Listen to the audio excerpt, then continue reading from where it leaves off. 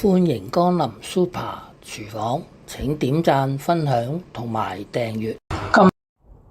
今日整呢個黑毛豬午餐肉炒西蘭花。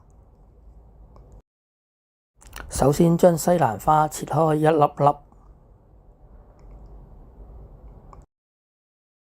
落1茶匙嘅鹽，放落去啲西蘭花嗰度，搵啲水浸佢半個鐘。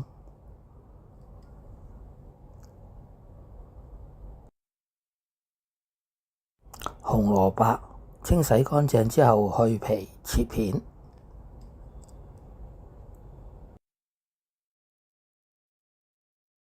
切數塊薑片備用。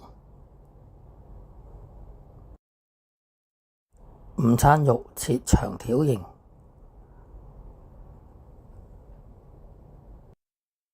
呢啲就係炒西蘭花嘅材料啦。凍水落啲紅蘿蔔落去，將佢煲一陣。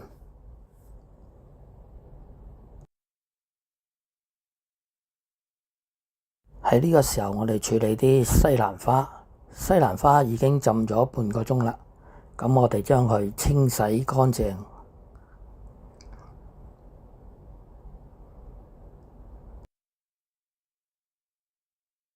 紅蘿蔔啲水已經煮滾咗啦，咁我哋就放埋啲西蘭花落去，將佢飛一飛水，飛水大約2-3分鐘。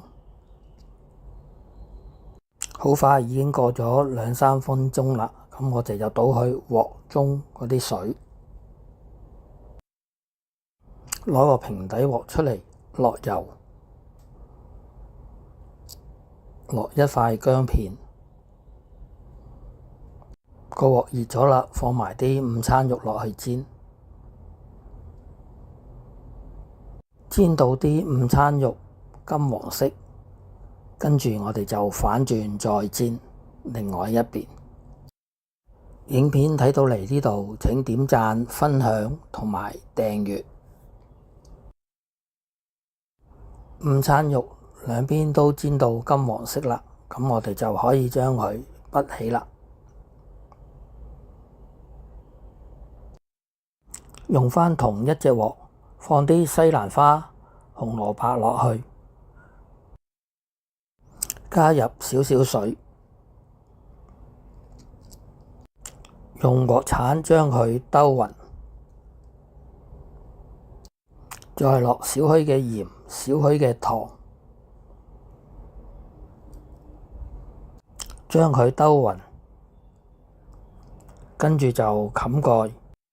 焗佢2-3分鐘，有啲人會喺呢個時候放埋啲午餐肉落去，將佢回鑊，咁樣煮午餐肉會腍啲。